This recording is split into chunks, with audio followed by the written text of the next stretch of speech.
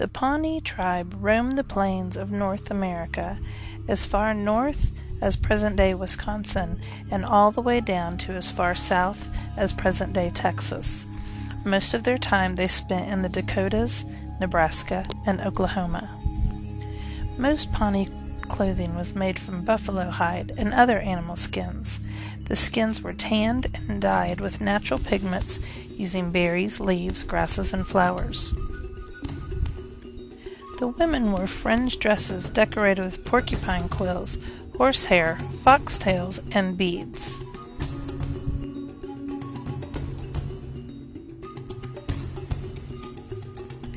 The Pawnee were also known for their elaborate tribal outfits. The buffalo provided the Pawnee with their main source of food. They often actually cooked the meat in a bowl made from the buffalo's stomach, because the stomach was pliable or easy to stretch. The stomach muscles could actually stretch across an entire wooden frame. The Pawnee would dry the buffalo meat so they would have meat for the winter as well in case the buffalo were scarce.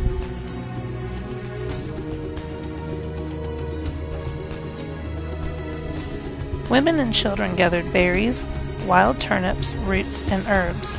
The berries were often dried and stored in containers made from the buffalo hides. The turnips were peeled, dried, and pounded into flour, and then the flour was used to thicken broth that was flavored with wild herbs.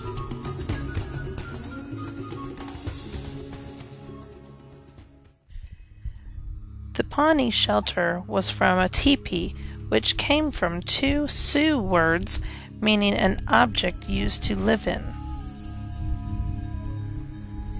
They were able to assemble and disassemble their teepees so that they could follow the roaming buffalo across the plains. A teepee was constructed with large, long wooden poles that measured about 20 feet in length. Then the women scraped, tanned, and sewed a dozen buffalo hides together to make the teepee covering. Then they would decorate their teepees with a variety of ceremonial symbols. When the weather was hot, the teepee covering was rolled up on the sides to allow for more air circulation. An average teepee size could sleep about 6 people. Bedding was rolled up in the morning to make room for the daily activities.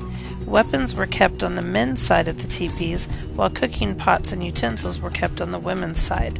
When it was time to move, the women disassembled the teepee and loaded it onto the travois, which acted as a sled and could easily be pulled by a horse.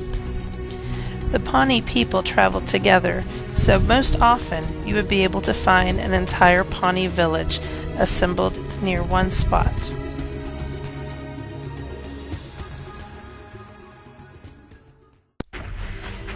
Men in the Pawnee tribe made all the decisions for the tribe, and one man was always chosen as the chief.